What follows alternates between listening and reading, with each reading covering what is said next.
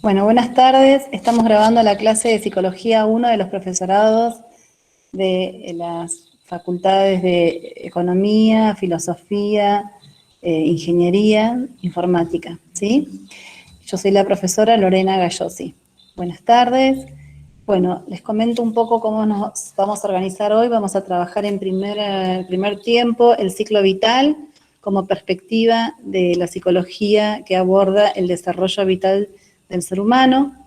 Y luego vamos a trabajar un texto que hace foco sobre las distintas estudios y perspectivas, paradigmas teóricos vinculados a el estudio del niño, ¿sí? Ese es el texto de la doctora Piso, y nosotros ahora vamos a iniciar con un texto de la doctora Dulce Ruiz y Uribe, son colegas que trabajan en ciclo vital, ¿sí? Para iniciar este teórico, bueno, les voy a presentar un PDF.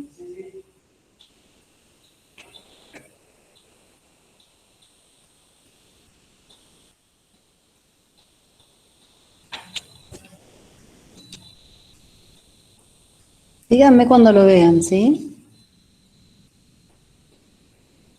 Ahí, profe. Ahí está. Ya se ve. Estoy viendo, perfecto, bien. Bueno, Psicología del ciclo vital hace una visión comprensiva de la vida humana, ¿sí? Para comenzar, por eso les pedía que tengan a mano una hoja, un lápiz, un papel, ¿sí? No es más que para hacer un ensayo y trabajar esta perspectiva. Pensemos cómo se describiría, cómo haría para, si usted tuviese que describir su historia en un minuto, ¿qué escribiría? Entonces vamos a hacer ese ejercicio, ¿sí? Nos vamos a tomar un minuto para poder escribir rápidamente cómo definiría o qué diría de mi vida en un minuto. Tengo que sacar pantalla completa por, están todavía ingresando estudiantes.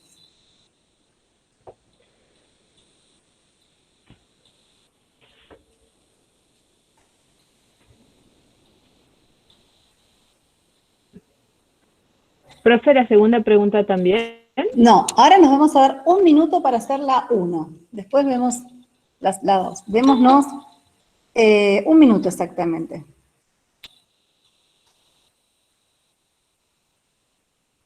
Hagan ese ejercicio porque es muy interesante para después seguir trabajando.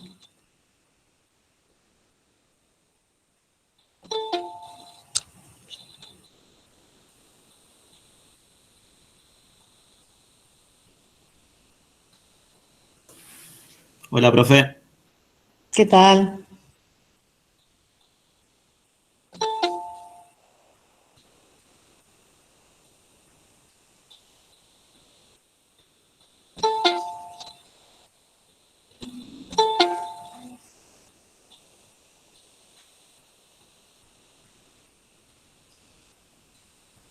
Profe, disculpe, ¿en una oración o corto en un minuto? En un minuto, lo que te dé en un minuto. Yo les voy a decir cuándo dejen de escribir, pero todavía no termino el minuto.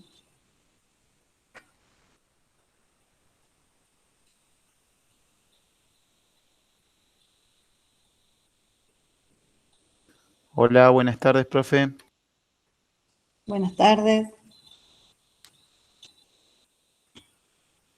Bien, ahí dejen de escribir. Hasta ahí llegaron en un minuto. Cierren. ¿Sí? Ahora vamos a hacer otro ejercicio.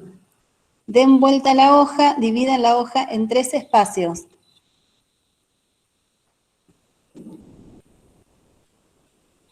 ¿Sí? La dividen en 3. Estaba haciendo esto donde tengo los apuntes de las clases de la clase anterior junto con lo que venía escribiendo, así que voy a tener que cortar. Que les había dicho, agarren una hoja en blanco. Ah, no había escuchado esa parte. Bueno, entonces esa hoja en blanco la dividen en 3 partes, en una ponen pasado, presente y futuro.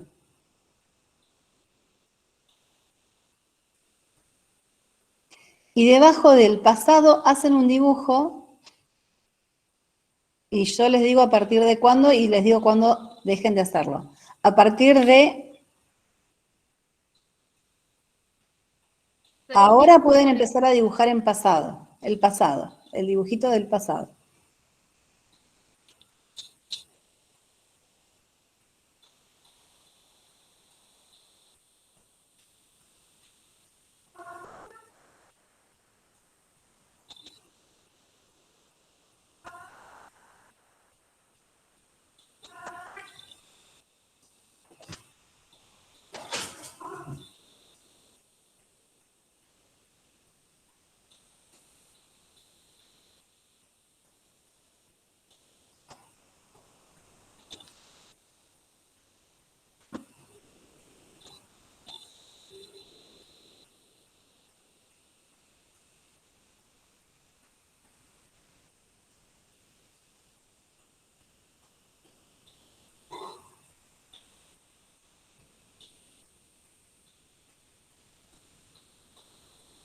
Bien, ahora en el medio de la hoja van a escribir presente y van a hacer un dibujo vinculado al presente.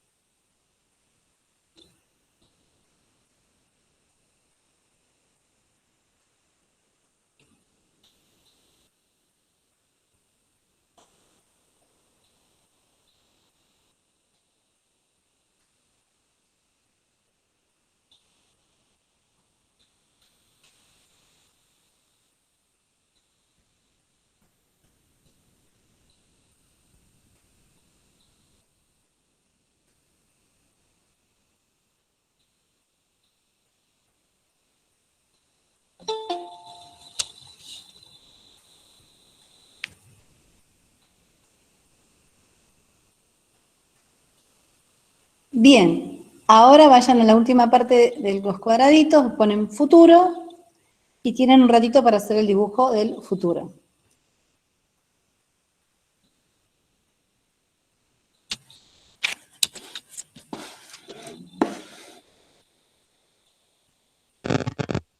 Profe, de cómo nos vemos en el futuro, ¿no? Algo así.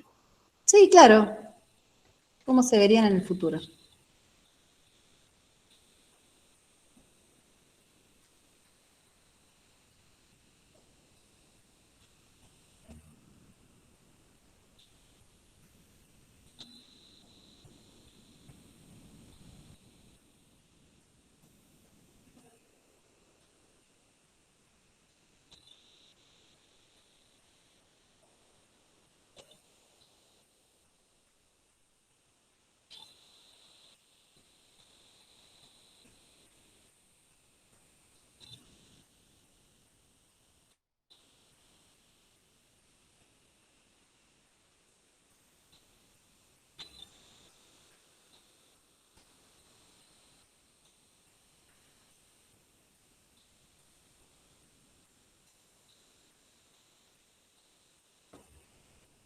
¿Bien?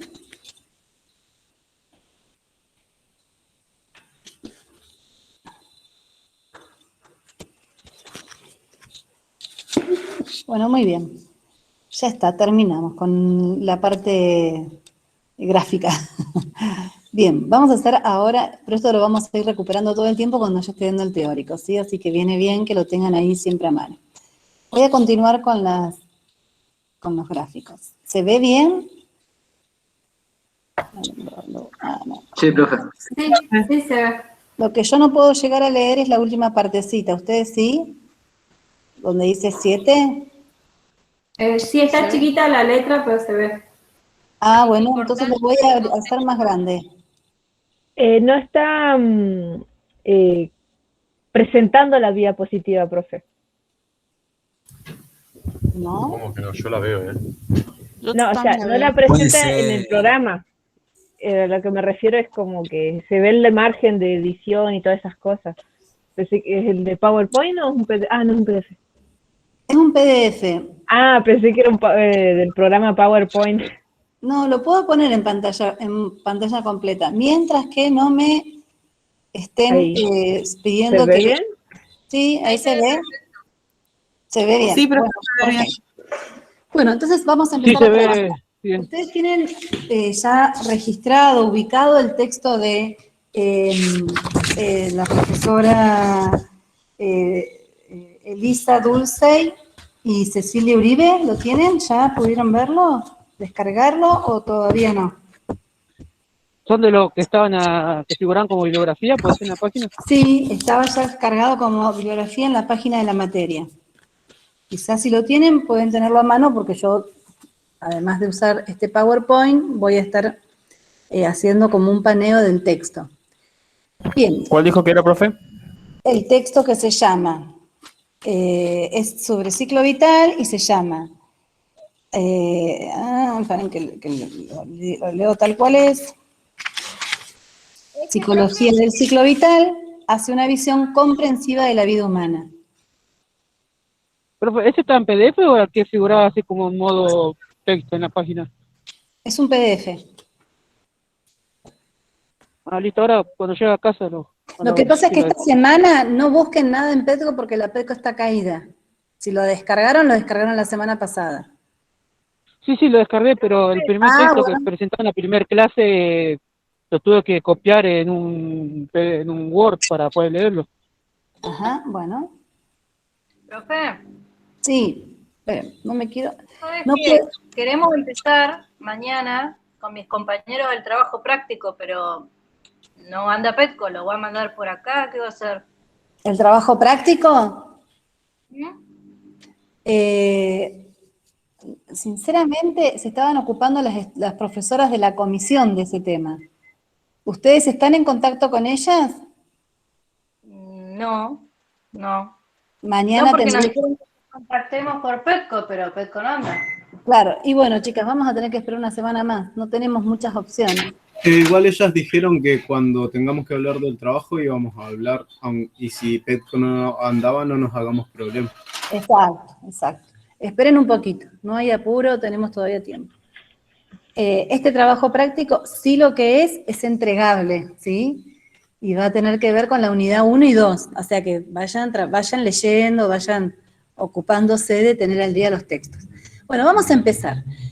Bueno, en principio, ese trabajo que les hice hacer me parece interesante porque si uno trata de pensar la psicología del ciclo vital, lo piensa de una manera mucho más integral. Yo, por ejemplo, cuando les dije, escriban en un minuto la historia de su vida o algo vinculado a su historia, a cómo describirían su historia de vida, ¿ustedes pensaron cuando eran bebé, cuando eran niños o cuando eran jóvenes o se pusieron a pensar de otra manera? A ver, me interesaría saber cómo pensaron para escribir. Y yo empecé con un relato de que me han contado de mi niñez y ahí terminó porque no pude avanzar mucho. ¿Alguien pudo escribir en ese corto tiempo una síntesis de su vida considerando como una instantánea?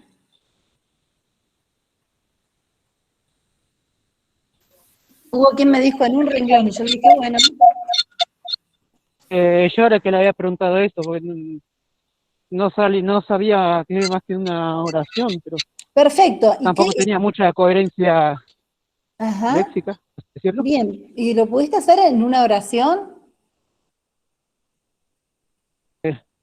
Sí, ahora ¿Querés acá. compartirlo?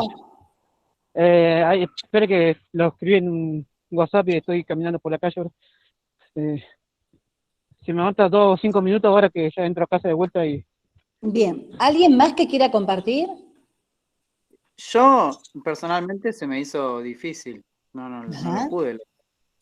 ajá. Eh, Puse mi vida comenzó, según me han dicho, y puse la fecha de mi cumpleaños, es el 14 de enero de 1995. Me dieron el nombre Nananá y no llegué mucho más. Porque lo pensé, pero no quise seguir escribiendo. Bien, Inclusive pero pensé quizá a que me contaron antes de nacer, ¿no? Mi concepción, la tomaste idea desde de, ahí. claro. ¿Y alguno Empecé a, pensó, por ejemplo, así, escribir cuando era bebé, cuando era joven, cuando era adulto, ahora que soy adulto? ¿Alguno pensó así? Yo creo que pude ver. A ver, Lucas. Yo asumo, o yo escribí algo como para que se dé una noción cualquier persona que lo vaya a leer, pero igual puede ser muy genérico, no van a poder pegarle igual el clavo como soy yo en la actualidad. Bueno, a Puse, ver, bueno, soy tanto, soy Lucas Razul, nací en 94, aclaré quiénes son mis padres, no sé, se me ocurrió. Nací en Neuquén Capital, mi madre es chilena, mi padre de San Martín de los Andes, por ahí es relevante para alguien de los orígenes de los pueblos donde nacieron. Ah, bueno, Fresia, mi madre. Estudié en una técnica, salí de maestro mayor de obra. Siempre practiqué mucho natación y tenis. No sé, para mí fui bueno en esas disciplinas. Bueno, tuve mi primera novia a los 17, eso no sé, y duré 5 años de relación. Y siempre tuve amigos, muy buenos amigos, pero siempre fueron rotando. Todo eso bien. Muy bien, me Lucas. apuré en escribir, la verdad, porque bastante difícil.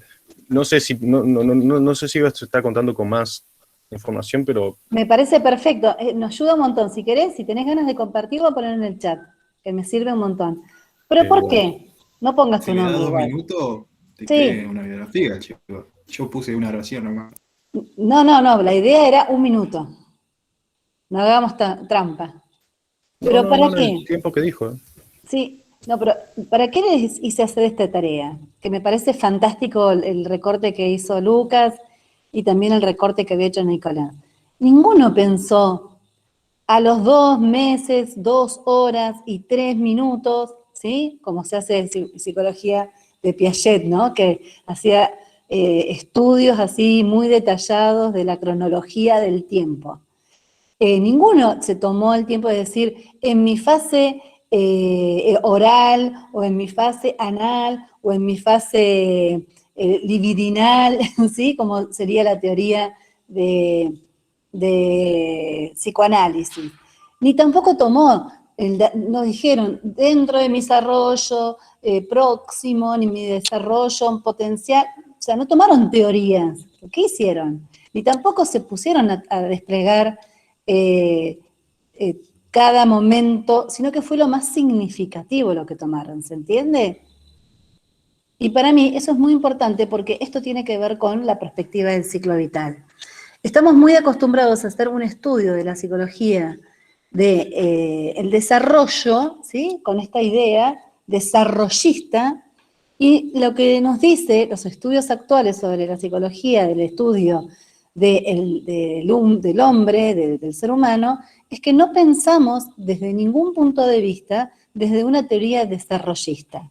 ¿Sí? Las teorías desarrollistas como que van cronometrando el tiempo y el proceso de crecimiento paulatinamente, como si lo que importara fuera únicamente el reloj. ¿Se entiende? Y estas teorías del ciclo vital, que las vamos a ver ahora, esta perspectiva del ciclo vital, se ha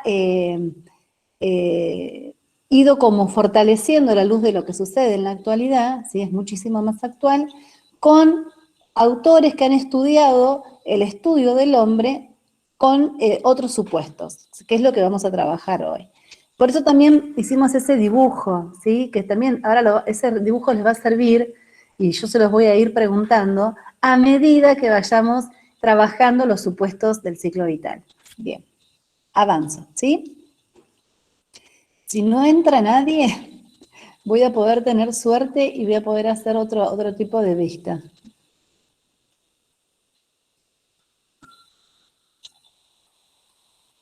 ¿Sí? Entonces, Acá dice, yo tomé unas citas, pero después por favor lean todo el texto que dice, aludir a una psicología del ciclo vital implica postular una perspectiva más amplia que la habitualmente considerada por la llamada psicología del desarrollo. La perspectiva del ciclo vital representa un intento para superar la dicotomía crecimiento-declinación, reconociendo que en cualquier momento de nuestras vidas hay pérdidas y ganancias, ¿sí? Ahora lo vamos a seguir desplegando. Esta perspectiva del ciclo vital presta gran atención a la ecología del desarrollo y a las transformaciones de los distintos entornos y sistemas. ¿Por qué dice la ecología del desarrollo? En realidad, ecológicamente, en la actualidad, estamos posicionados en una perspectiva y en una relación con el contexto, donde la expectativa de vida supera ampliamente los 60 y los 70 años, ¿no? Hay gente que se enferman, ¿no? Y están bien, pueden vivir hasta más de 80 años y hasta inclusive 100, ¿sí? Cada vez más pasa eso. La expectativa de vida va teniendo cada vez más posibilidades de sobrevivir, ¿no? No es para todo el mundo, por supuesto, tiene que ver mucho con cómo se alimentó la persona, cómo vivió, cómo afrontó el estrés, pero podemos decir que hoy por hoy la expectativa de vida se está superando, ¿sí? Muchísimo año a año. Eso demuestra que los adultos que conviven, pueden convivir, un adulto de edad media de 50 años puede tener que convivir con niños, ¿sí? Que pueden llegar a ser sus nietos, sus hijos, o sea, no convivir en la misma casa, pero sí convivir en el mismo tiempo histórico y social, y también convivir con sus padres, o sea, puede haber hasta en un recorte histórico 5 generaciones en el mismo momento viviendo y compartiendo la historia. ¿Se entiende esto? ¿Soy clara? Sí, perfecto, se entiende. Se entiende perfecto. Bien, eso lo podemos corroborar con la realidad sin ningún problema, ¿no? De hecho, Por es otro bastante lado, interesante. Digo, se me ajá, ocurre pensar el hecho de cómo quizá en otros momentos quienes llevaban a cabo la historia, entre comillas, no la historia, pero eran quizá 2 o 3 generaciones y hoy puede ser en conjunto estos 5 generaciones juntas en un mismo contexto histórico, algo casi inédito en otros momentos. exactamente, es inédito. Y eso genera un montón de atravesamientos en la psicología de la subjetividad y de la construcción de los vínculos, ¿sí? Los procesos de crianza, los procesos de compartir los relatos históricos. O sea, antes por ahí los padres le contaban cosas que habían hecho los abuelos. Ahora son los mismos abuelos los que les cuentan a sus bisnietos, ni siquiera a los nietos, a los bisnietos, ¿sí? Y con unos grandes cambios en lo que tiene que ver con los afrontes tecnológicos, las organizaciones sociales, ¿sí? Hay como una posibilidad de relato, de narración importantísimo a la hora de ser transmitida de generación a generación, de convivencia en los relatos narrativos, ¿sí? Bien. ¿Qué otra imagen hay en esta filmina? A ver si con el pedacito que les puse pueden llegarme a decir algo.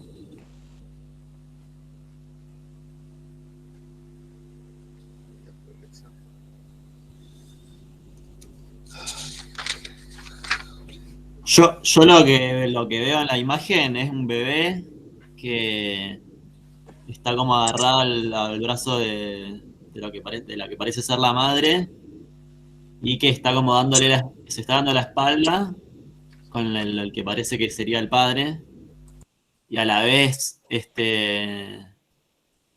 ambos están con parejas del mismo sexo. Bien, ¿y qué dice abajo la foto? Familias por elección. Bien, ¿eso les parece extraño? ¿Les llama la atención? ¿Les parece extraño? ¿Qué les genera esa imagen? Uno no elige su familia, ¿puede ser? Ajá. Personalmente no me... Perdón. No, iba a decir nada más que me parece extraño el hecho de que los que no son los padres quienes tienen al hijo, sino como las parejas. Pasa que está recortada la estrellita esa. Exacto, sí. Y como que el padre, o sea, el de la izquierda, a ver, asumimos no todos, creo yo, que está los del centro son abrazando a los su padres. pareja y la pareja es el que sostiene al niño de no Claro, caerse. la pareja de cada uno. Porque estaba tratando de enlazar cómo eran los brazos, cómo tenían los brazos, y veo al niño Sí, que dejé con los pocas deditos de pistas, la pero... frente. Profe, lo que capaz también hace referencia es que hoy en día hay chicos que tienen padres divorciados, que tienen distintas familias. Eso sería familias por elección, o sea, hay varias familias que comparten un mismo hijo, puede ser padres divorciados, separados, viudos. Hay gran diversidad de estilos de vida, ¿sí? Y los lazos de sangre empiezan a dejar de ser lo más importante, son menos importantes en este momento. Prevaleciendo lo que tiene que ver las familias por elección, ¿sí? Parejas del mismo sexo, parejas por afinidad, por vecindad, por cercanía, el resurgimiento de agrupamientos por comunas, ¿no? Por intereses comunitarios o comunes entre un grupo determinado, ¿no? No está este estilo de familia tradicional, donde estaba la madre, el padre y los hijos, siendo como la imagen más potente, es como que existe y hay que afrontar una gran diversidad, ¿no? Yo creo que ustedes van a trabajar con esa gran diversidad. Bien, entonces todo esto nos invita a reflexionar sobre la importancia que tiene el contexto, ¿sí? Bueno, lo que tiene que ver con la ecología del desarrollo, como estábamos hablando recién, de la convivencia en distintas generaciones y de varias generaciones a la vez, y por otro lado, las transformaciones que se van a ir dando en los sistemas y en los entornos de convivencia o de vínculos. Bien, ¿se entendió esto? ¿Avanzo? Sí, profe. Sí, profe. Perfecto, avanzo otra filmina.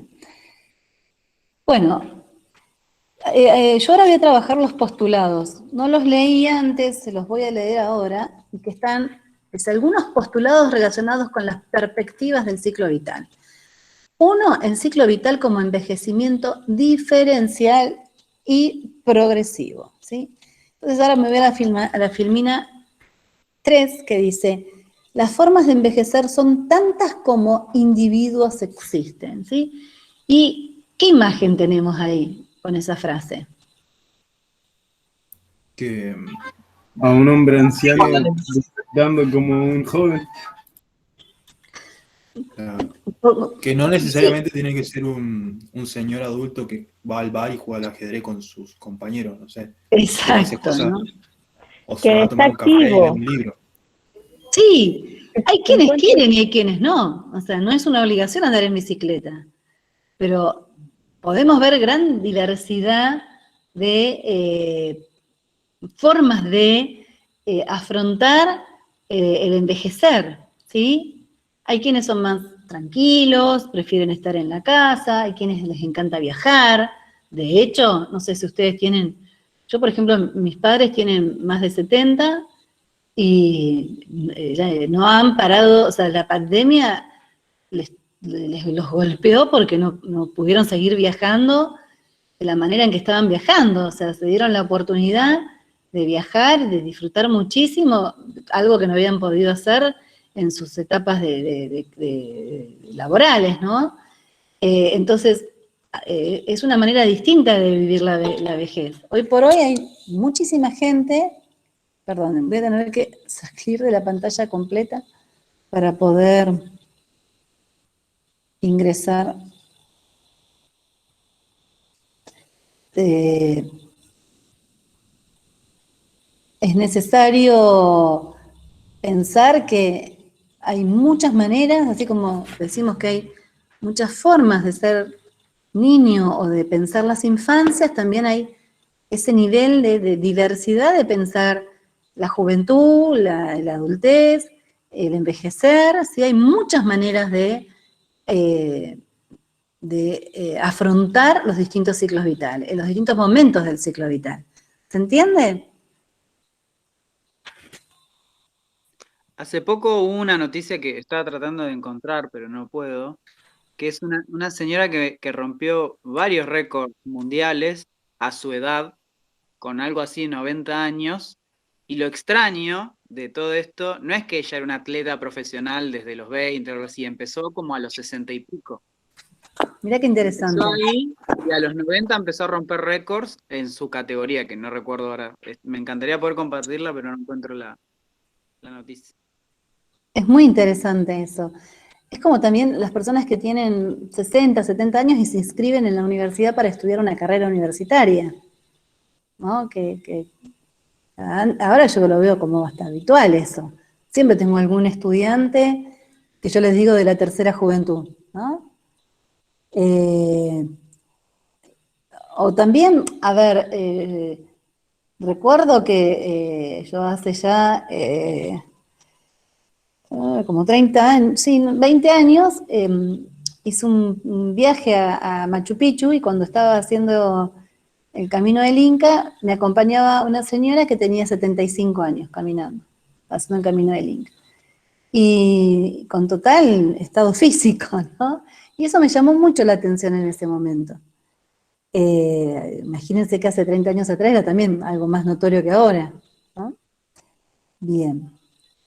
Bueno, lo interesante es eso, ¿no? Que no ver al envejecer como una etapa final de la vida, sino como una manera más de vivir la vida, el envejecer. Esto también es novedoso, no sé si a ustedes les resulta novedoso. A mí me parece que cuando uno estudia la psicología del desarrollo, a diferencia de estudiar el ciclo vital, ve como la tercera edad, o la gerontología, como se dice, como una etapa final de la vida. Y hoy por hoy nos enfrentamos como una etapa más de disfrute y desarrollo y de una etapa de la vida que se puede vivir de distintas maneras. Quizás antes se limitaban más por la edad, ya limitarse a hacer cosas y eso no, ya estoy adulto, viejo. Claro. Y ahora no, ¿no? Además, los avances médicos que hay ahora hacen que la calidad de vida de la tercera edad sea más vigorosa, por decirlo así. Exacto, totalmente. Bien. Y creo que también va por la mano del cambio en la sociedad, qué sé yo. También. Pero igual también no tiene que influye ahí también ya que lo estaba nombrando, todo el desarrollo que tuvo a lo largo de su vida hasta llegar a ese momento, que lo puede influenciar no solo psicológicamente, sino físicamente. Exacto. Bien, otro postulado es la reconceptualización del desarrollo y el envejecimiento, ¿no? De la misma forma como hay muchas maneras para pensar los distintos momentos de la vida y el envejecer, también estamos envejeciendo permanentemente. Este bebé que está ahí tan atlético, ¿lo ven al bebé? Sí, profe. Sí. Bien. Ese bebé está envejeciendo. Cuando uno ve un bebé no piensa, está envejeciendo, ¿no? No, pensás que está creciendo. Está creciendo, pero en realidad está envejeciendo, porque el desarrollo y el envejecimiento son procesos simultáneos y permanentes de la vida, en los cuales, cuando uno se desarrolla y envejece, hay ganancias y hay pérdidas, ¿sí?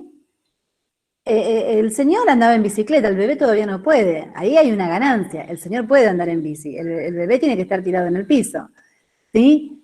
El señor ya vivió más, ¿sí? Tiene su cuerpo más deteriorado, por decirlo de alguna manera, y el bebé tiene todo su sistema de desarrollo vital en potencia, ¿sí? Hay una ganancia. Entonces, siempre hay ganancias y hay pérdidas, ¿sí? Esto yo he elegido fotos que son como los extremos, pero es interesante poderlo pensar desde esta perspectiva, porque sería, si uno piensa desde la psicología del desarrollo, y el geronte ya es viejo, tiene el cuerpo gastado, ¿cuál sería la ganancia? No habría tantas ganancias. En cambio, desde la perspectiva del ciclo vital, hay ganancias y hay pérdida permanentemente. ¿Sí? Sí, Por eso profe, es una perspectiva superadora y mucho más actual, la del ciclo vital. ¿Se escucha? Sí, profe. Bien, avanzamos un poco más. Otro supuesto es la irrelevancia relativa de la edad cronológica. En realidad, esta perspectiva no pone el acento en la edad cronológica, porque dice como que es menos importante el tiempo que pasa y se enfoca en lo que ocurre durante el tiempo. Por eso, por ejemplo, recién cuando nos contaba Lucas brevemente su historia de vida, él puso énfasis en que, por ejemplo, era muy buen jugador de tenis y de fútbol. ¿Sí? ¿Por qué? Porque se enfocó en la importancia de cómo vivió el tiempo. No nos dijo, me desaprobaron en un parcial o me fue mal en tal materia en la secundaria. Él se enfocó en lo más importante de su ciclo vital.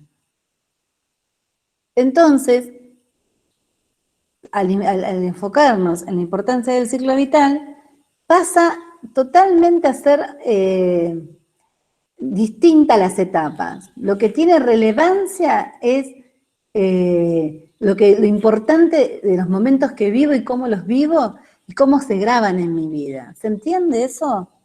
La irrelevancia relativa de lo cronológico sería. Sería como un enfoque más cualitativo que cuantitativo.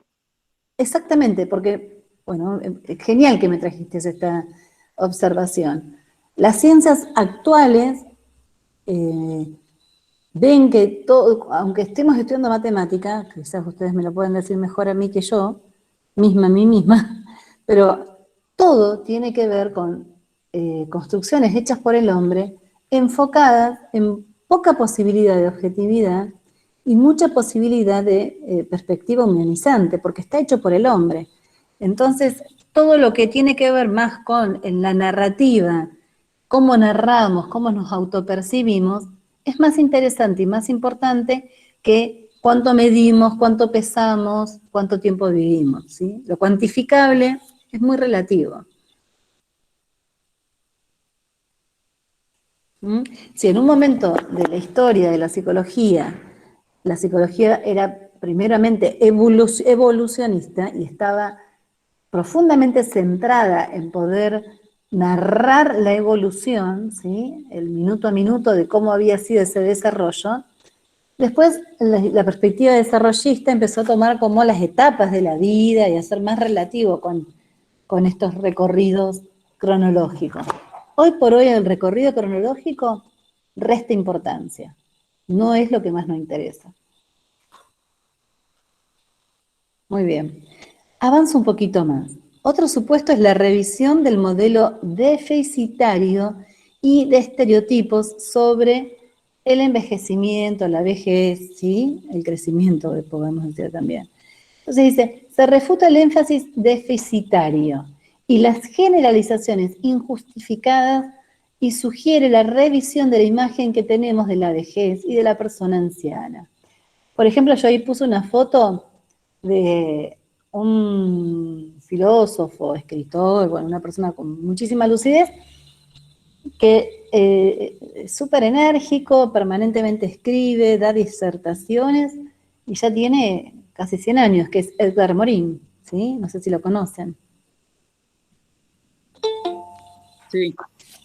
No lo conozco, nunca escuché. Bueno, les sugiero que lo conozcan, porque es muy interesante. El paradigma de la complejidad trae él. ¿Sí? Después lo vamos a ver cuando veamos en la unidad 2. Bien, avanza. Tuve que salir para la pantalla completa para poder ingresar un compañero. ¿Avanzo? Sí, ¿le puedo pedir que después muestre los supuestos que aparecían en... Está en la primera hoja, en la primera filmina. Después lo podrá mostrar, así yo personalmente lo quería copiar, no sé si... No hace falta, porque yo todo esto se lo subo después a la página. Bien, bueno. eso le iba a preguntar. Sí. Comparto bueno. todo, no me guardo nada. Bien, avanzo. Bien. Otro supuesto sumamente interesante es la multidimensionalidad, la multidireccionalidad, la plasticidad y la discontinuidad. Bueno, ¿a qué se refiere esto? Por ejemplo, yo les voy a contar algo personal. Hace 10 días fui al médico y el médico, yo le dije que tenía como herencia genética artritis. Y él me dijo, antes que la herencia genética, lo más importante es tu contexto actual y cómo vos te sentís y estás. ¿Qué quiere decir eso? Que ante los estudios actuales, esto lo van a leer después en el texto cuando tengan tiempo, lo más importante antes que la herencia es mucho más trascendente en la historia de una persona, los hechos contextuales, ¿sí?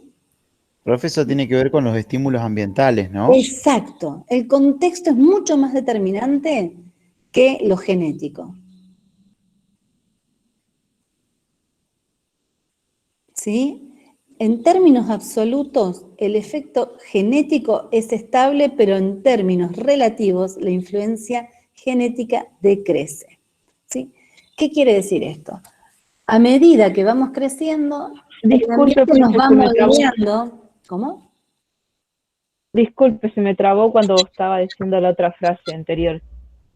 Bien, no sea un problema, porque si después lo quieren escuchar el teórico, ya me lo están enviando, así que el próximo lo pueden seguir escuchando. Yo sé que a veces se pone lento y no se escucha bien, pero la grabación es perfecta. Yo ayer las escuché y no, en ningún momento se corta. Entonces, es más importante la influencia del contexto y de la manera en cómo vivimos, por eso es tan importante la multidimensionalidad, la multidireccionalidad, la plasticidad y la discontinuidad en el crecimiento y en la historia de una persona, que el proceso genético, ¿sí? O sea, ¿qué quiero decir? Que la influencia del medio ambiente, de la historia, del estilo de vida, de la calidad de vida, de la calidad de las relaciones, es determinante y es mucho más determinante que la carga genética, hasta inclusive en las enfermedades. Un ejemplo sería, supongamos, ¿no? Tengo un padre y un abuelo, los cuales tienen problemas en los pulmones, pero ellos, un ejemplo, ¿no? Ellos fumaron toda la vida y yo que no fumé nunca, no, es muy raro que llegue a tener un problema similar. Ahí no tenés ninguna carga genética. Bien. Es muy poco la carga genética que tenés. Ahora, si ellos fumaron adelante tuyo y fuman en la actualidad delante tuyo, y vos compartís muchas horas y estás mucho con ellos, están cargando tus pulmones. Ahí viene lo del ambiente. Claro. Sí, perfecto. Es como, a ver, en ambientes, por ejemplo, donde papeleras, ¿no? Que tienen consumo de ciertos químicos que impactan en el ambiente, en el agua, en los alimentos. Bueno, todo ese impacto ambiental es mucho más profundo y afecta mucho más la trayectoria de vida de la persona que la carga genética. ¿Se entiende eso? Por eso es tan importante y se le da tanta importancia en el ciclo vital al valor que tiene lo ecológico. Yo creo que más allá iba a decir cáncer o pulmones, los humos y todas esas cosas, yo creo que es, porque eso no es muy genético, que digamos, o sea, es una acción, están fumando, es un hábito. Yo creo que más, por ejemplo, la gente que tiene diabetes o tiene obesidad, exacto. Y los hijos se dicen que van a salir obesos. No, es que es el hábito lo que hace al chico obeso. Exacto, la conducta ambiental, o por ejemplo también puede ser con qué se está alimentando. Si, por ejemplo, en un ambiente sumamente diverso, como puede haber sido, no sé, cualquiera de los espacios latinoamericanos donde teníamos un montón de alimentos, ¿no? De variedad de alimentos.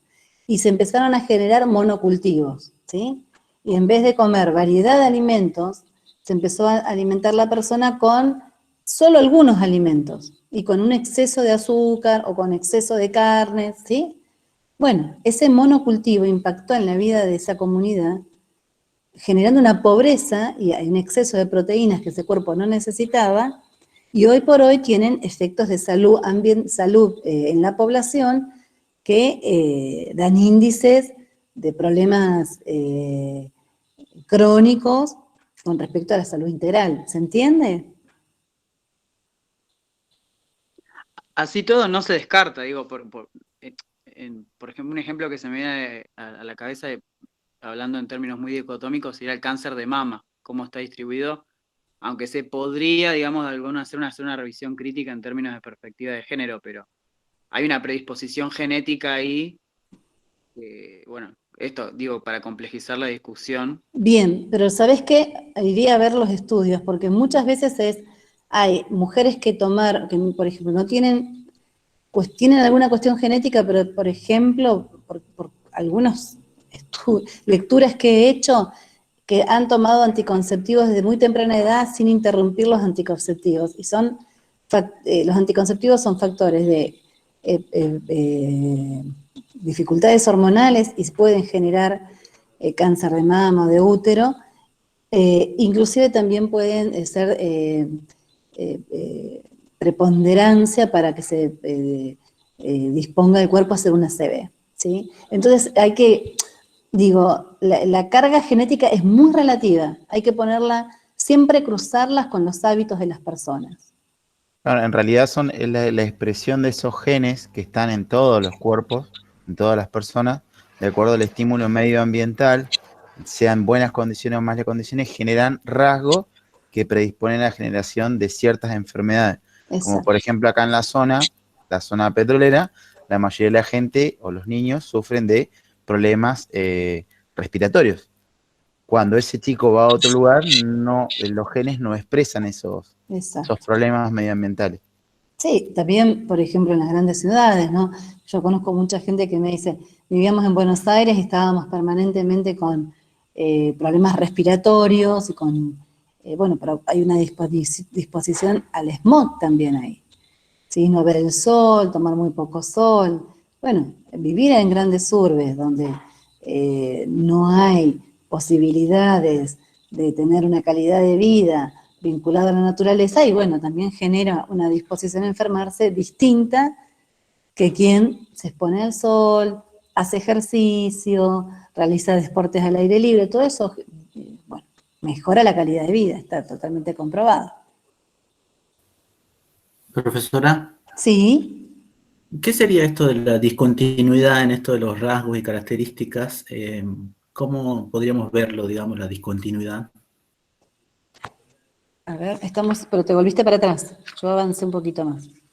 No, ahí en la Firmina dice rasgos, características del curso de la existencia humana, la multidimensionalidad, la multidireccionalidad. La discontinuidad. La discontinuidad quiere decir que, a ver, si yo, por ejemplo, a mí me pasó varias veces, lo puedo contar. Yo, por ejemplo, tuve un momento que fumaba, ¿sí? Fumaba cigarrillos. Fumé 10 años, ¿sí? De los, más o menos de los 20 a los 30. Yo dejé de fumar, ¿sí? Si yo hubiera seguido fumando y le hubiera dado continuidad a ese proceso, probablemente tendría problemas graves respiratorios. Pero yo generé una discontinuidad y sané mis pulmones. Hice yoga, respiración, actividades distintas. Entonces, ahí está la discontinuidad. La multidimensionalidad quiere decir también, a ver, si quieren lo podemos mirar un poco más en el texto. Bien. Algún ejemplo, espérenme.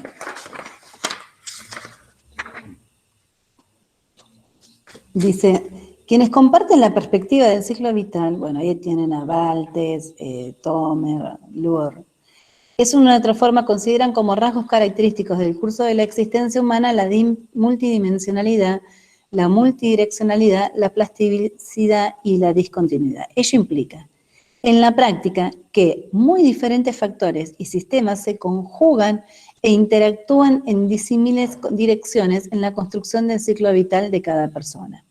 De esta forma, cada vida individual implica al mismo tiempo continuidad, discontinuidad, ruptura.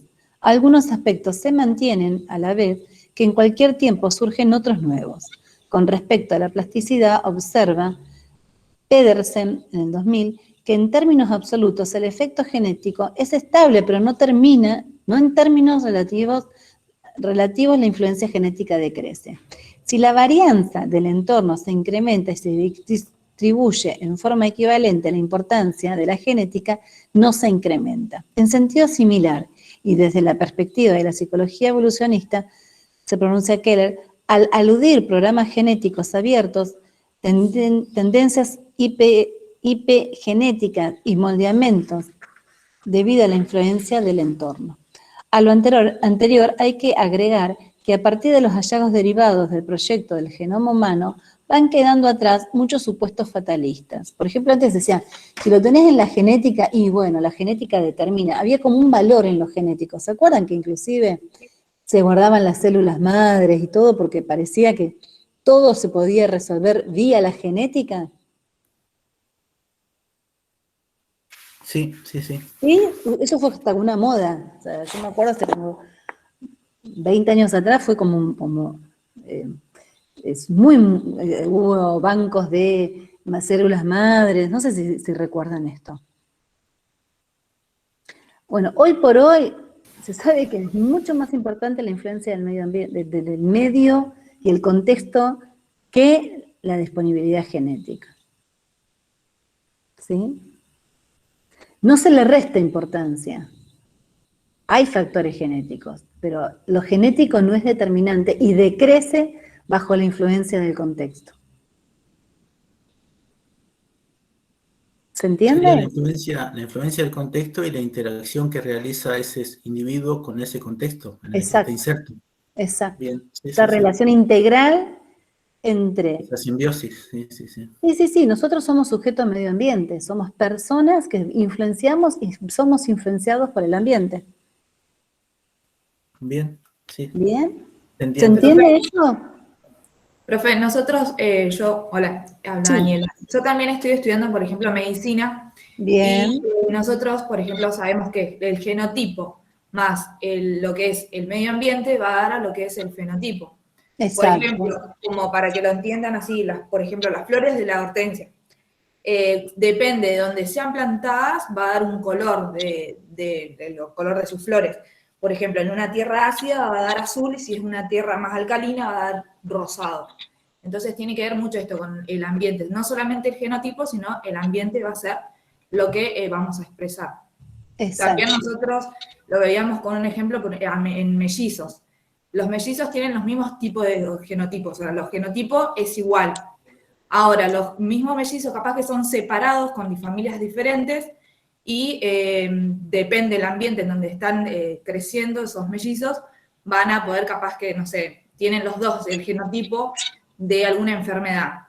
Pero como viven en un ambiente totalmente diferente, uno va a desarrollar tal vez más la enfermedad que el otro. Perfecto, es excelente lo que estás comentando. Ayuda muchísimo y aclara, ¿no?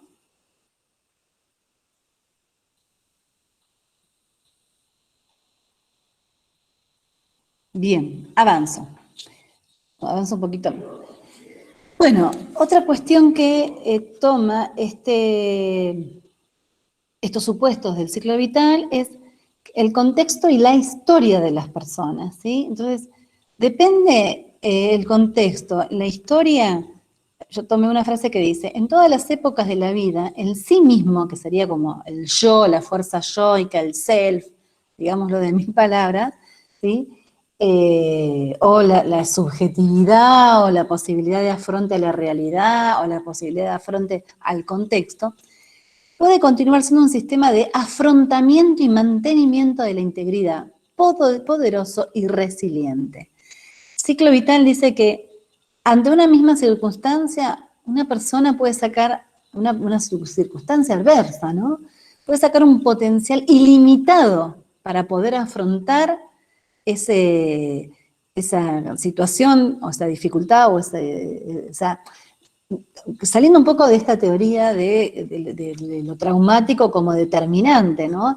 Lo traumático, obviamente, el trauma genera en las personas un empobrecimiento yoico y un empobrecimiento del desarrollo subjetivo. Sin embargo, también puede llegar a ser una oportunidad, si uno lo puede vislumbrar, lo puede ver, para poder empoderarse y sentirse más comprometido con su propia vida, ¿sí? Depende también mucho de nuestros discursos y de cómo nosotros afrontamos nuestras realidades. Esta perspectiva le da mucha importancia al contexto y a la historia, ¿sí?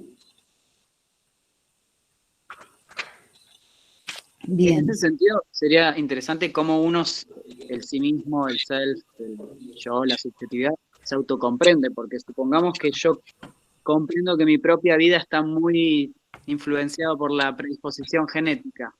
De alguna manera eso es como una profecía autocumplida, digamos, ¿no? Exacto. Si yo digo, bueno, me va a pasar esto porque viene de familia, no sé, no quiero dar algún ejemplo, ¿no? Pero eso claramente, el hábito mental, inclusive hasta fisiológico y demás, va a ser un factor también a tener en cuenta. O sea, dentro de mi Exacto. propia... Los discursos, nuestras narrativas, o sea, en realidad, lo más importante en las personas es cómo narramos lo que nos sucede.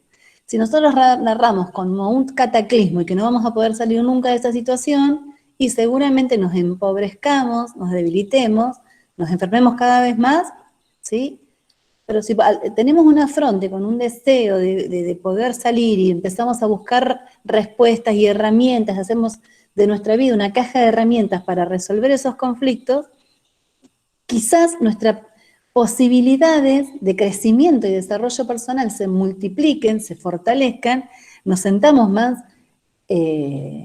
fortalecidos y de una circunstancia difícil nos terminamos transformando en una persona muchísimo más valiosa y más comprometida con nuestra realidad y con nuestro medio ambiente que antes. ¿Se entiende?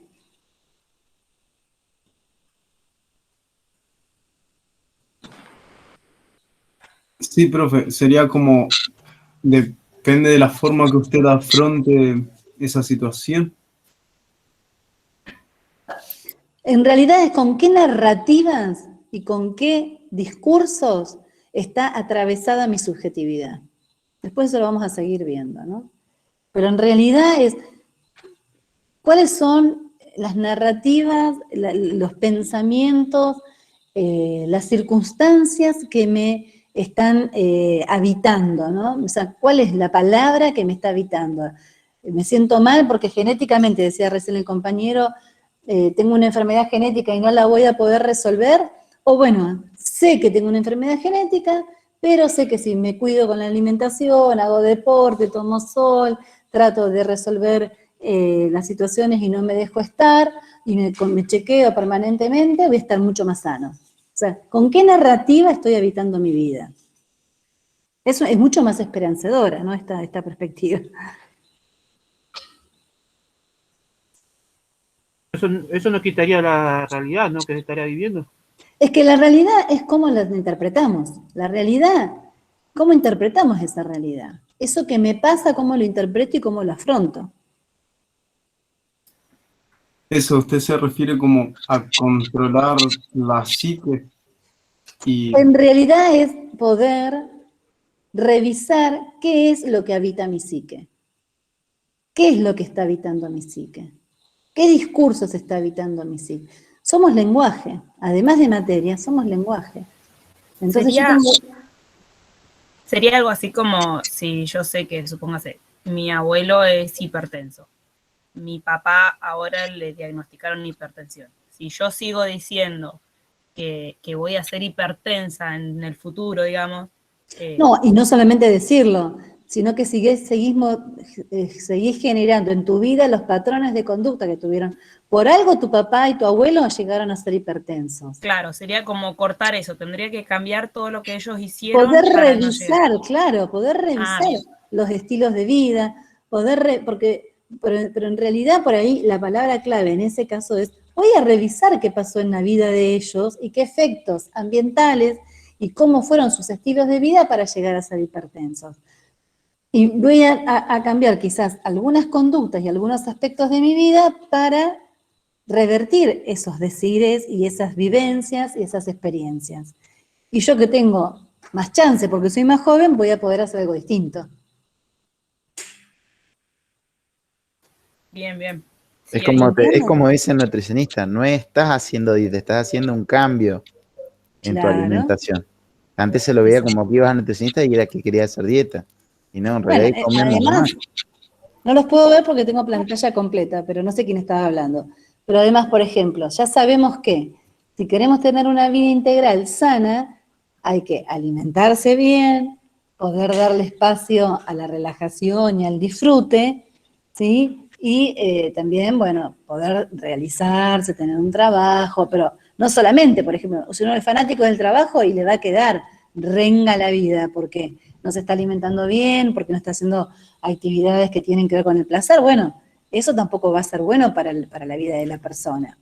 Lo mismo que el que se la pasa todo el día de fiesta en fiesta y no se cuida en la alimentación y no trabaja, y bueno, en algún momento va a quedar complicada la vida. O sea, todo tiene que ver con una integridad. Y lo que estamos todo el día con la facultad que nos queda. Bueno, pero tenés vacaciones, la facultad tiene algunos Te meses tomó un más matecito estresantes. ahí en la tarde. Claro, podés estudiar 3 horas y después trabajar 3 horas y después pasear unas cuantas horas también. O sea, nunca es necesario encasillarse y no darse posibilidades. O sea, hay que poder ver la vida siempre de manera integral y vivirla de forma integral. Bien, avanzo un poco más. Bueno, dice que esta importancia del contexto está relacionado con cuestiones de edad, o sea, para cada edad hay una influencia, ¿sí? Por ejemplo, los jóvenes ahora se están influenciados porque, por ejemplo, todo lo que vivimos en pandemia, de no poder ir a la escuela, jovencitos de 14, 15, 16, 17 años, se sintieron muy frustrados porque no pudieron encontrarse con amigos y han pasado por una situación crítica. Y sí, y les afectó quizás más que a las personas adultas que pudieron empezar a hacer teletrabajo. Por supuesto, porque la edad y también el género, ¿no? O sea, cuestiones como, por ejemplo, el trabajo de las mujeres en una sociedad que es profundamente patriarcal, y la mujer trabaja fuera de la casa y después trabaja en la casa, y el hombre a veces no. Y transformar esos hábitos, esas maneras, esas formas, lleva toda una revisión y un comprometerse de revisar y de abrirse a reflexionar acerca de las conductas. Porque bueno, la edad y el género son factores determinantes en el contexto y en la historia. ¿Sí? Piensen que a principios de 1900, por ejemplo, una mujer no podía estudiar en la universidad, no podía ir a la escuela primaria. Raramente iba a la escuela. Y ahora sería al revés, ¿no? Raramente. O sea, se puede hacer hasta una denuncia si un niño no va a la escuela, una niña. ¿Se entiende? De hecho, es obligación. Es un derecho del niño. Revisable de múltiples formas, y yo también tengo una mirada muy revisable acerca de lo que es las obligaciones y los derechos, ¿no? Pero digo... Sí, lo decía justamente por la contraparte. Digo, es una obligación que de hecho está cuestionada. También está cuestionada, sí, lo vamos a ver también. Vamos a ver a Rita Segato que trae este concepto. Bien. Hay un texto que se llama La sociedad desescolarizada, de Leach. Muy interesante. Ajá, sí, conozco. Bien, bueno, eso lo vamos a ver un poquito más adelante. Bien, y después otra cuestión que dice que las influencias normativas también, o sea, el hecho de, a ver, ya acá les voy a leer un poquito porque va a ser más claro, les voy a leer lo que significa lo normativo, ¿no? Dice, se trata de hechos históricos que ocurren durante el ciclo vital de una generación, los cuales tienen impacto, positivo o negativo, mayor o menor, en quienes lo conforman. Estos hechos pueden ser socioculturales o geográficos. Entre muchos ejemplos se puede citar la llegada del hombre a la luna, los acuerdos de paz, las declaraciones de guerra, los desastres naturales, los terremotos, los tornados, las erupciones volcánicas devastadoras, ¿sí? Son situaciones que irrumpen en la vida de una persona y que, por ejemplo, la pandemia. Hoy por hoy la pandemia es una situación, o sea, normativamente estaba prohibido salir a la calle. Nos prohibieron encontrarnos con otros familiares. Se prohibió viajar y bueno, nada, hasta nos podríamos pasar toda la tarde enumerando la cantidad de cosas que se prohibieron en pandemia. Y fue normativo. ¿Sí? ¿Se entiende? Y después Sí, tenemos, sí. por último, la influencia no normativa de carácter individual, que hace referencia, acá dice Bandura, a determinantes fortuitos en el curso de la vida, aludiendo a acontecimientos cotidianos tales como encuentros imprevistos, los cuales ejercen un papel importante en el moldeamiento de la vida posterior, cambiando inclusive el rumbo de la persona, ¿sí? Son eventos fortuitos que bueno, que uno dice, a partir de que me pasó eso, yo lo escuchaba el otro día ay, no me sale el cantante este que no es Pedro Aznar, es otro cantante que canta con él. Jovencito, para mí jovencito.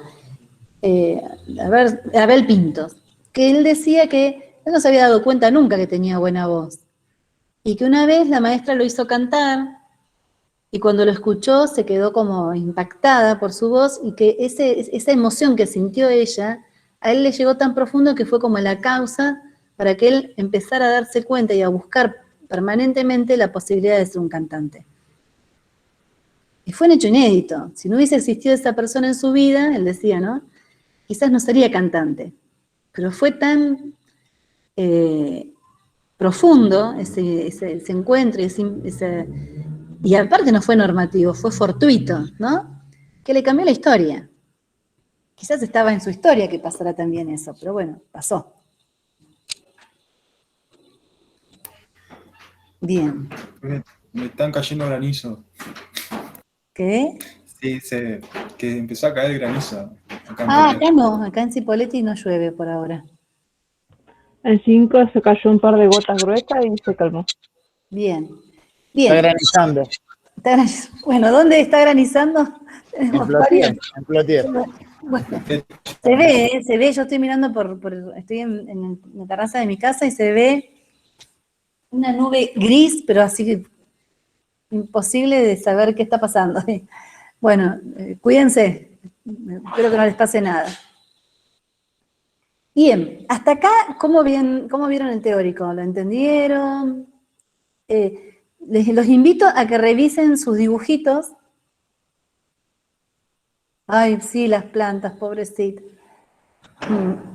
Les invito a que revisen sus dibujos y piensen a partir de todo lo que estuvimos trabajando y me digan qué les pasa con esos dibujos ahora que los ven. ¿Qué opiniones tienen sobre su presente, su pasado y su futuro?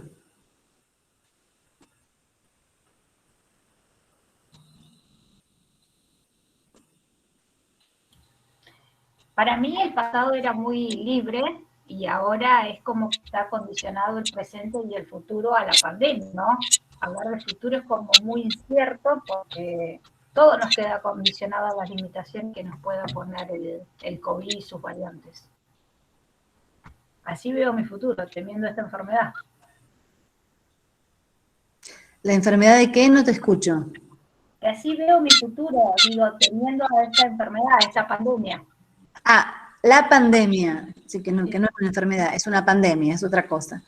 Está bien, pero yo también creo que hay que relativizar la pandemia. Las pandemias fueron situaciones que se vivieron a lo largo de la humanidad siempre.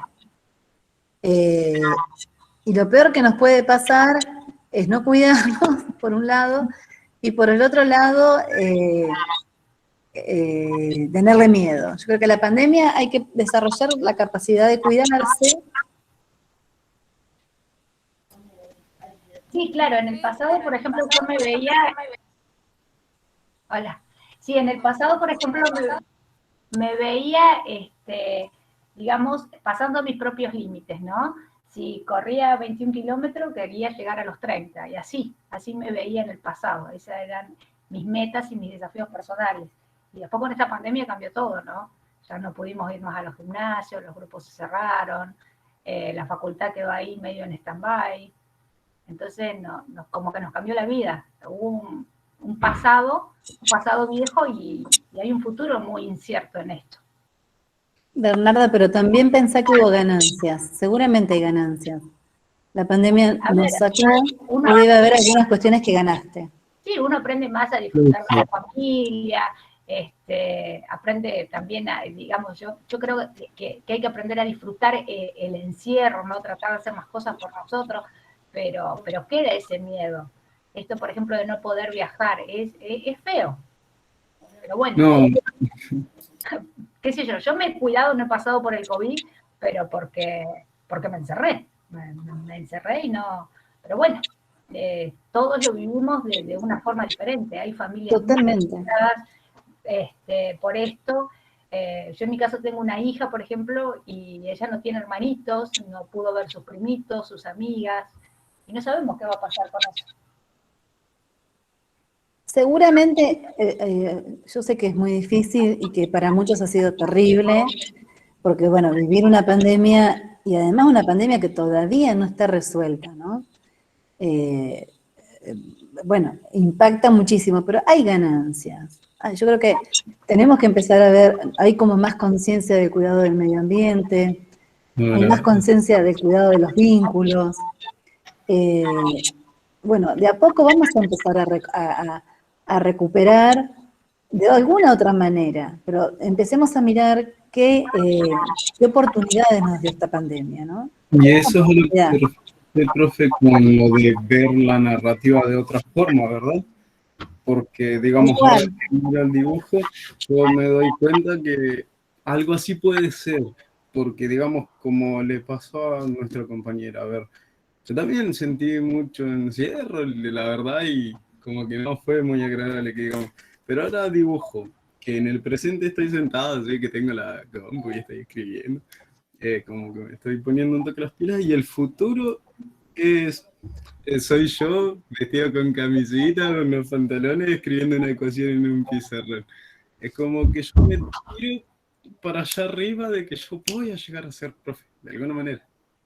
Pero eso es más o menos la narrativa que dice usted de como pensarlo bien de esa manera, va a como darte buenas ideas para salir de eso o algo así.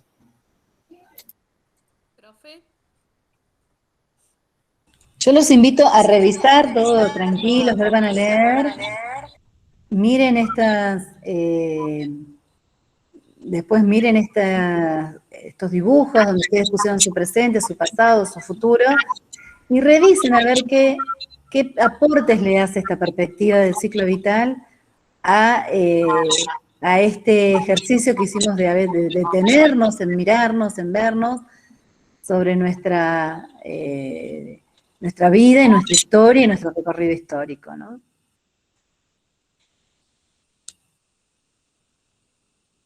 Bien.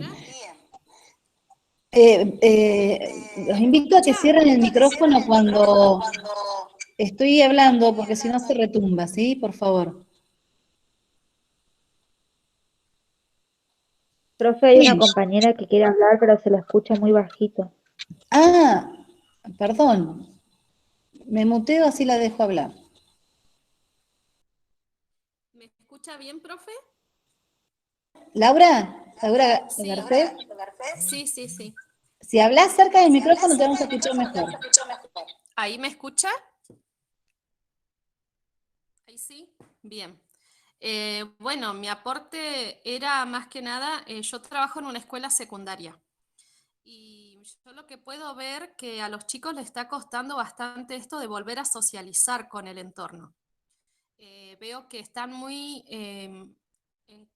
reacios a volver a estar todos los compañeros juntos, no quieren a los compañeros una sola burbuja completa, no quieren socializar con el resto de los compañeros, les está costando bastante esto, porque son chicos que supuestamente salieron de un 7º grado, entraron a secundaria, el año pasado estuvieron todo el año en una burbuja virtual, y ahora les tocó tener que relacionarse en forma presencial en la escuela con sus compañeros, y los únicos compañeros que conocen es lo de su burbuja. Entonces están reacios a querer compartir el tiempo escolar con el otro grupo que se va a agregar ahora a la presencialidad.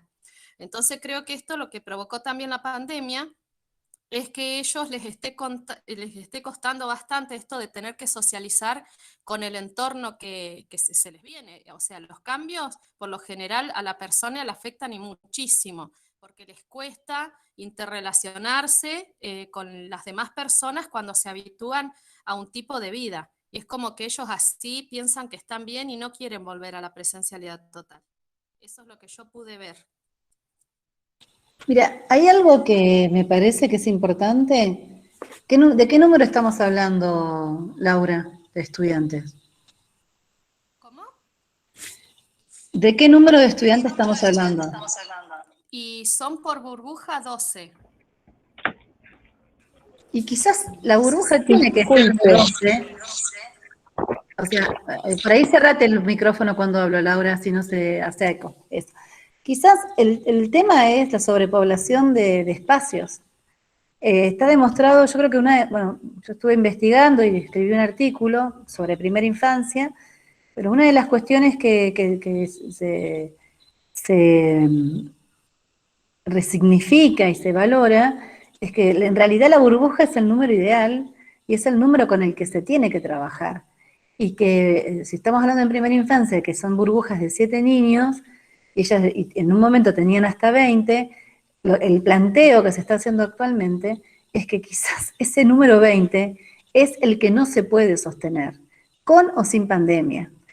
Y quizás los chicos, los jóvenes también necesitan ser escuchados, acompañados y compartir, y necesitan ser menos para que se pueda producir un real intercambio. Y que cuando son más... Pero digamos, desde la pedagogía el ideal se recontraentiende, pero son muchísimos los nacimientos y los chicos. ¿Qué haces?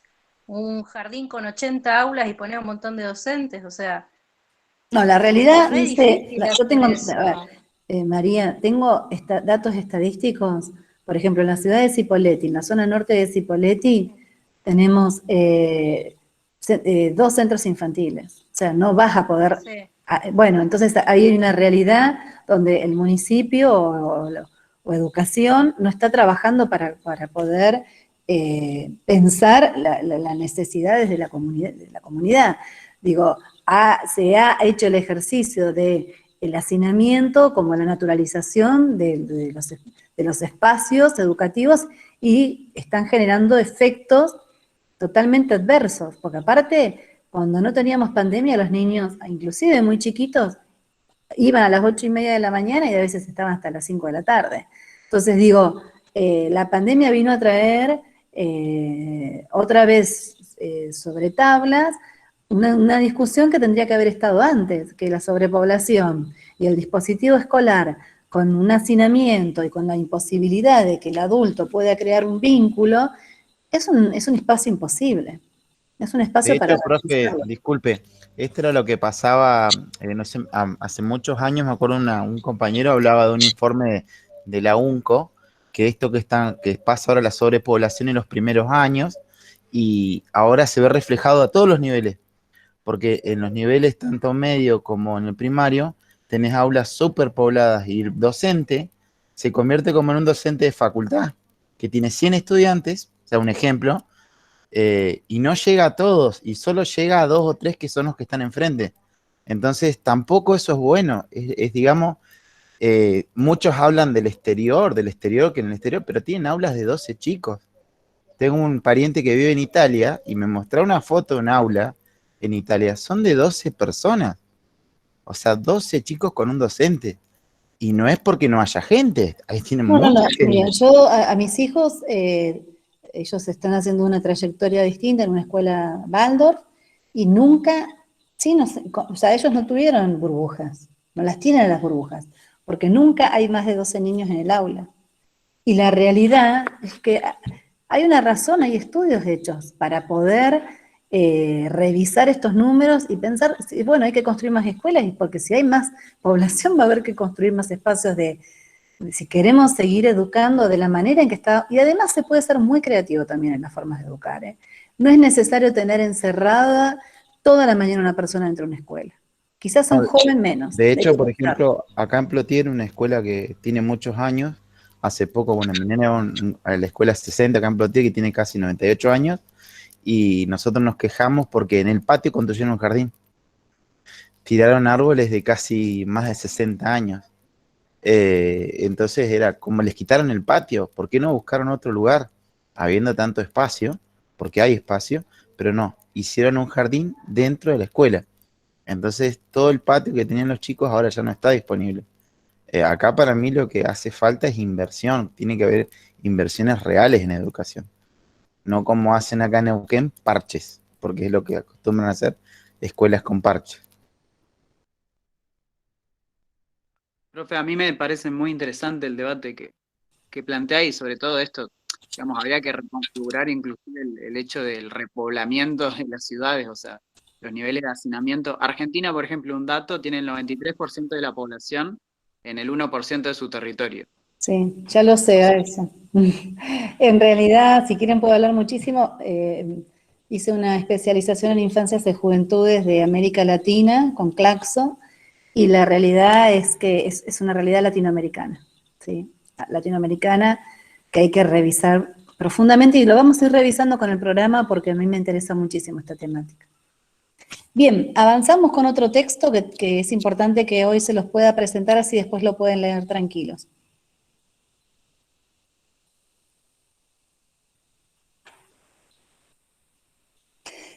Bueno, claro, sí, María. Yo no quiero entrar con el debate de lo posible porque tiene que ver con las políticas públicas y las políticas de Estado, ¿no?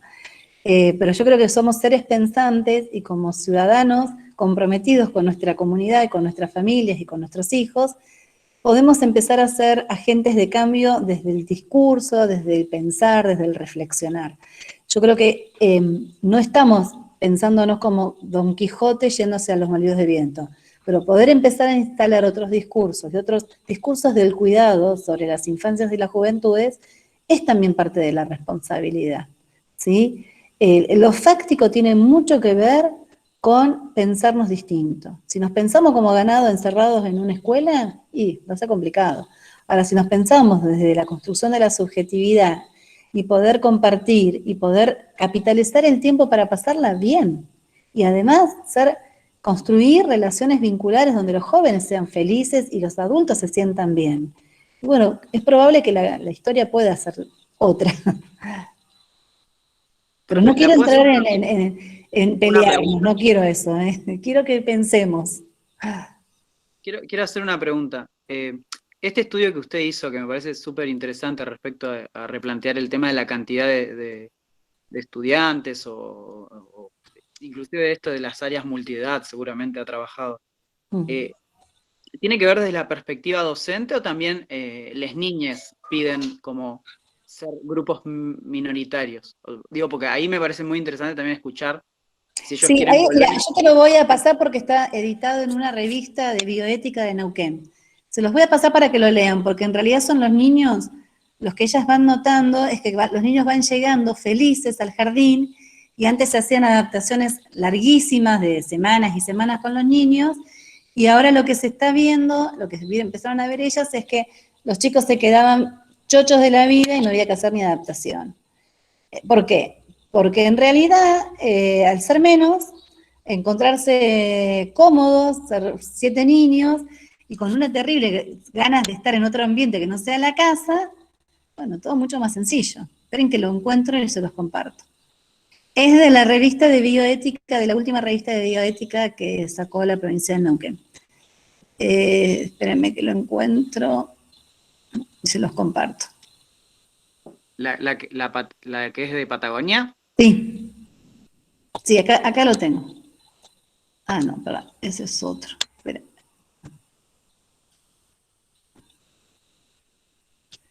Espérenme.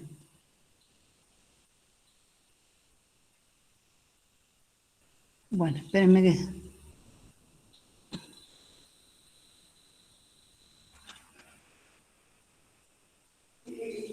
Acá está. Ahí se los pongo en el... Es de este año, ¿eh? Está escrito este año antes. Súper contractual. Ya que les interesa, se los comparto. Bien. ¿Avanzamos, chicos? Un poquito más, porque nos quedan unos minutos. Sí, profe, sí. ¿Sí?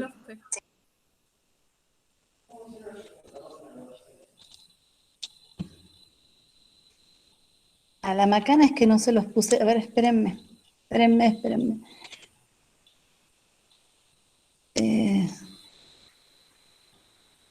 Ahí está en pantalla completa. Sí, profe. Sí, en la diapositiva Bien. no. Miren, ahora me doy cuenta, esta filmina la hice y hacía bastante que no la recuperaba.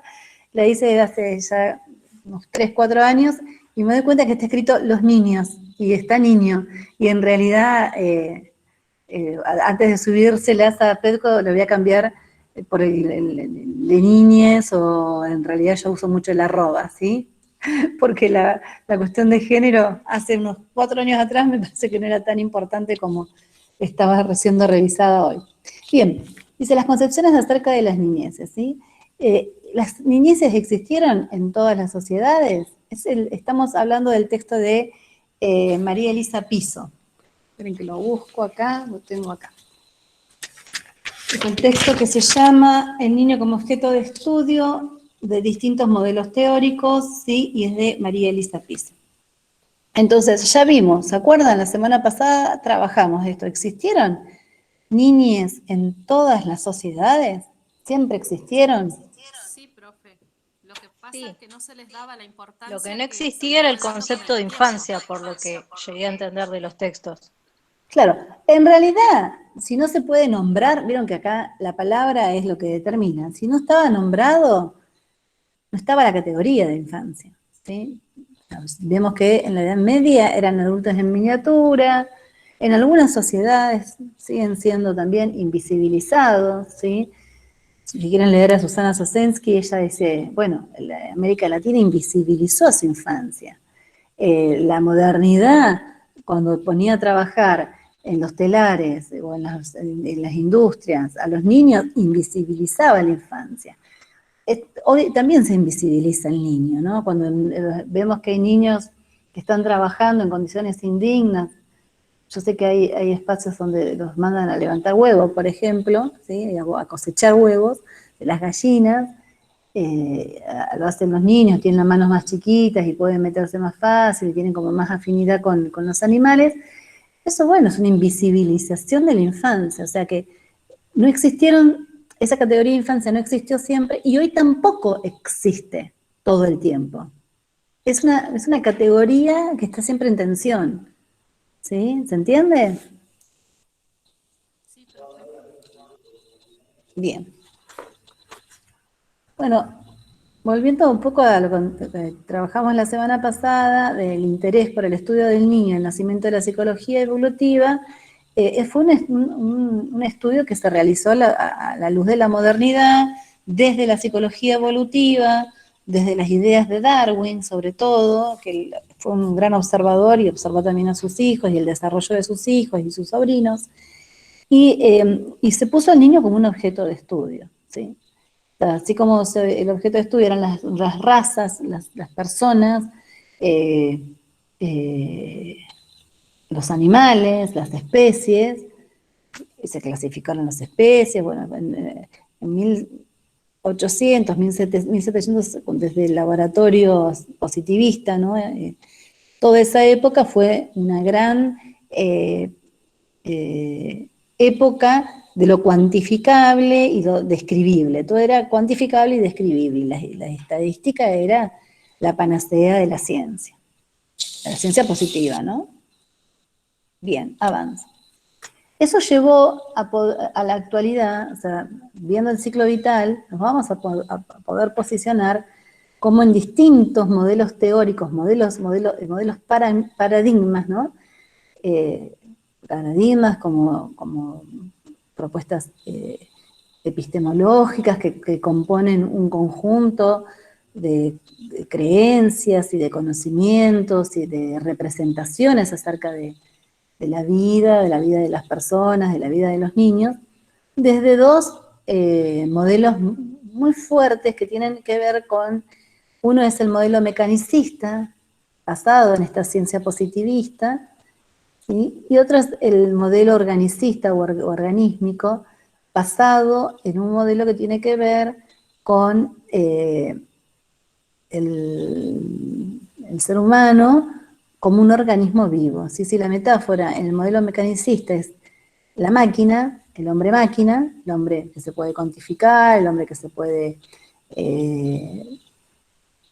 estaticizar, se puede narrar en forma desarrollista o evolucionista, hoy por hoy, desde las ciencias que consideran al sujeto como un organismo vivo, es una noción que tiene que ver más con la búsqueda de poder comprender, descubrir y organizar la vida de la persona, tiene un carácter más explicativo, ¿sí?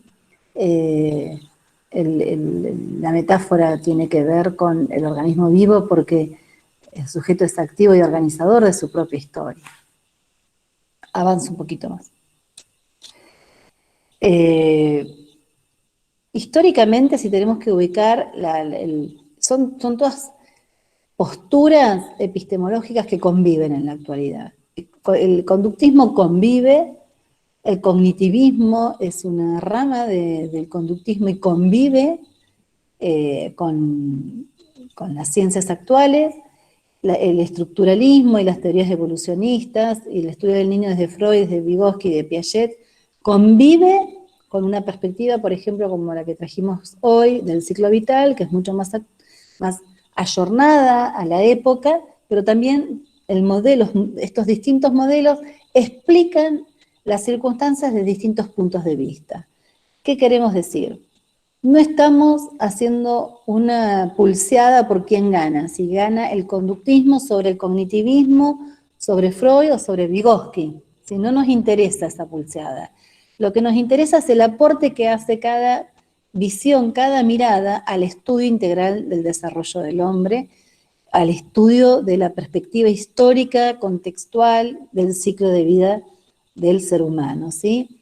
No nos interesa ir en decremento de una u otra perspectiva. No estamos peleando ni con una ni con otra perspectiva de la mirada hacia el hombre, sino que estamos generando y queremos trabajar sobre una mirada integral del ser humano y del niño y niña. Sí. Perdón, las diapositivas están como edición, no en presentación, entonces no se están pasando las páginas, sí en la primera. Ah, perdón, ¿por qué? Uy, bueno, espérenme entonces.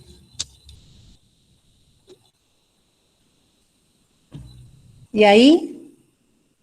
No. Tiene que apretar F5, profe, apriete F5 para presentar. Sí, espérenme, igual que pero no sé por qué no me habilita a mostrarles. Ah, ustedes no están, pero yo veo que ustedes están viendo la filmina que estoy presentando ahora. Sí, la estamos viendo, profe. A mí me saltó de la 1 a la 5. Ah, o sea que no vieron por ejemplo, a ver, espérenme. No vi las demás. ¿Esta filmina no la vieron? No, esa no. Bueno, ahí está el modelo mecanicista y el modelo organísmico o organicista. Después yo les conté que no estamos haciendo una pulseada entre teorías, sino lo que estamos tratando de ver es una visión integral del desarrollo y la historia del ser humano y de los niños, ¿sí? En un contexto más integral. O sea, no hay una pulseada por distintas perspectivas. ¿Ahí lo ven? Sí. Entonces, ¿cuál sería la tarea? Poder diferenciar las posiciones epistemológicas y de qué concepciones se trata cada estudio, ¿sí?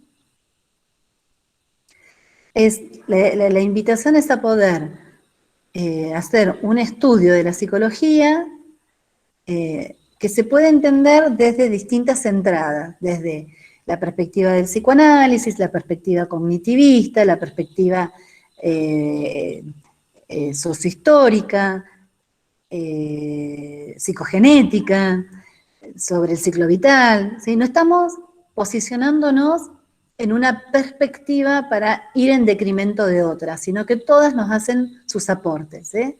Esta es la invitación, pensar complejamente sería, ¿no? Como les comentaba Edgar Morin, y después vamos a ver con los textos de Bagliberti, el paradigma de la complejidad nos dice eso. Necesitamos muchas herramientas para poder entender la complejidad del ser humano, por lo cual nos sirve pensar complejamente.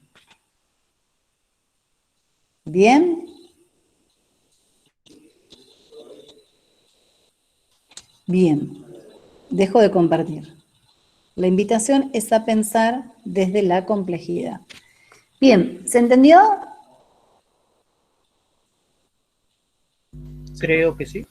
¿Sí? Bueno. Tenemos un ratito, unos minutos. Si surgen dudas, preguntas, en este tiempo las puedo contestar. ¿Qué hay que leer para la clase que viene? Hoy trabajé el texto de Piso, el niño como objeto de estudio de distintos modelos teóricos, y trabajé el texto de Ciclo Vital de Dulce y Uribe.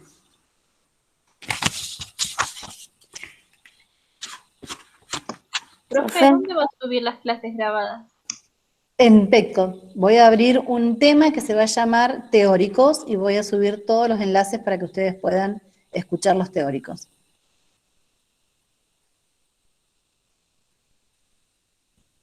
Profe, yo pregunté para la clase que viene, no los de hoy. Ah, la clase que viene. Ah, ustedes quieren el futuro. Espérenme que... Sí, y el primer texto también, por favor, porque no entendí bien el nombre del autor. Esperen que busco el programa que lo tengo a mano. Son como los adelantados ustedes, chicos. Yo no espero que lean algo que nunca les di. Yo siempre les voy a decir, lean lo que ya charlamos en teórico. Los prácticos lo mismo, nunca vamos a tomar nada que no hayamos visto. Ahora, si son libres, vamos a tomar el programa completo. Bien, la semana que viene. Bueno, la semana pasada trabajamos Deval y Burman. Y esta semana trabajamos Piso y Dulce y Uribe. Y está con formato libro en la PEDCO el material didáctico, que es una ficha de cátedra que también se las voy a subir, sobre el concepto de infancia. Profe, ¿podría anotar en el chat? Está el programa, chicos, está en el programa. Lo estoy leyendo el programa.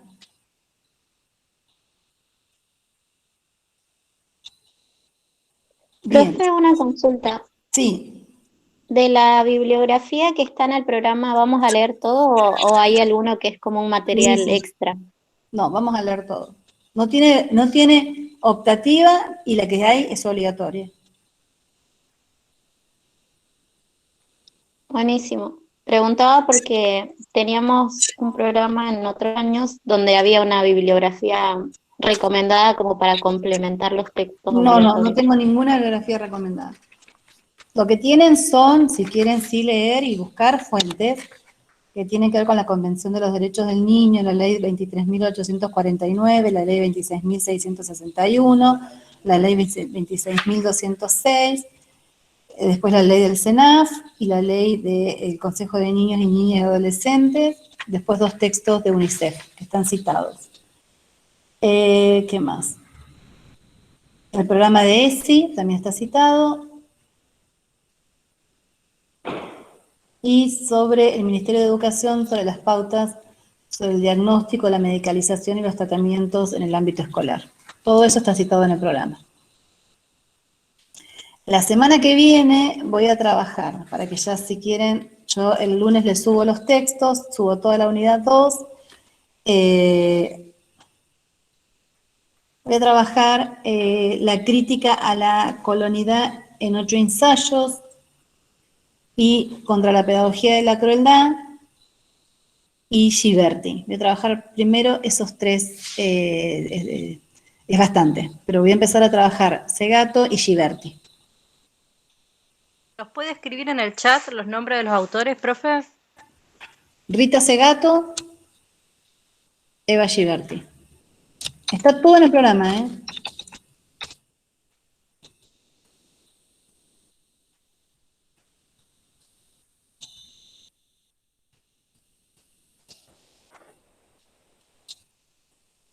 ¿Escucha? ¿Lo ven? Lo de Rita Segato es la pedagogía de la crueldad y ensayo de la colonidad, la crítica a la colonidad en 8 ensayos. Y de ahí vamos a ver género y colonidad. Y después voy a trabajar en los capítulos 2, 3 y 4 de Eva Ghiberti.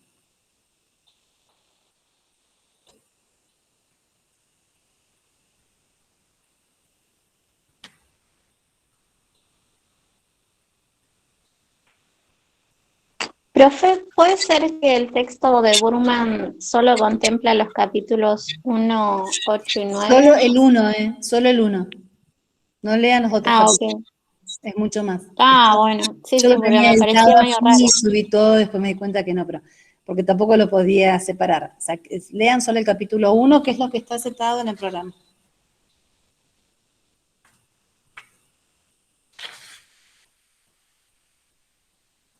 La página 21 a la 35 solamente. Miren, por favor, imprímanse el programa y trabajen la materia con el programa, si no es ir a ciegas. Y está todo, el programa es lo que yo sigo y ustedes me tienen que acompañar ahí. Yo lo tengo el programa, profe. El programa está colgado en Petco. Sí, por eso yo le dije que yo lo tengo, lo descargué. Ah, perfecto. Bueno, buenísimo. Trabájenlo permanentemente.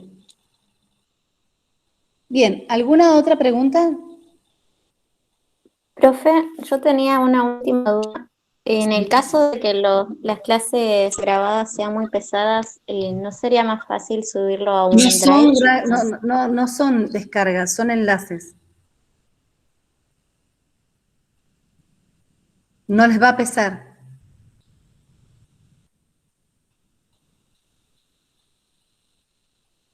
¿Se entiende? La plataforma de Google Drive, donde se suben, es lo mismo que YouTube, es todo de Google. Sí, Así sí, que sí. cuando vos lo haces clic es la misma estructura, lo podés acelerar, lo podés... Sí. No van a tener que descargar nada. Pero bueno.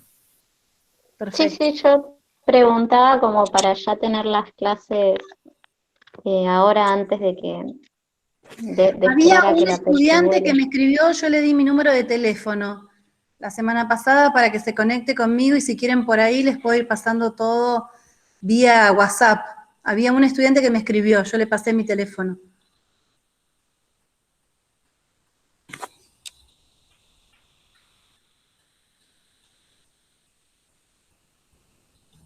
Me dijeron que sí, que había un grupo de la materia. No sé qué grupo hablas. Capaz que es de alguna carrera especial. Sí hay, sí hay, Francisco. Bueno, les paso otra vez mi teléfono. Pero por favor, escríbame uno. Me muero si me escriben todos, ¿eh?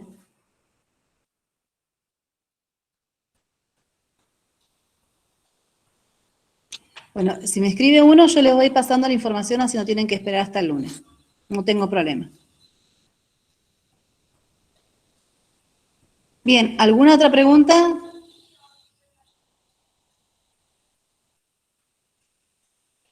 No, Creo profe. que no. Buenísimo. Bueno, siendo las 16:51, dejo de grabar.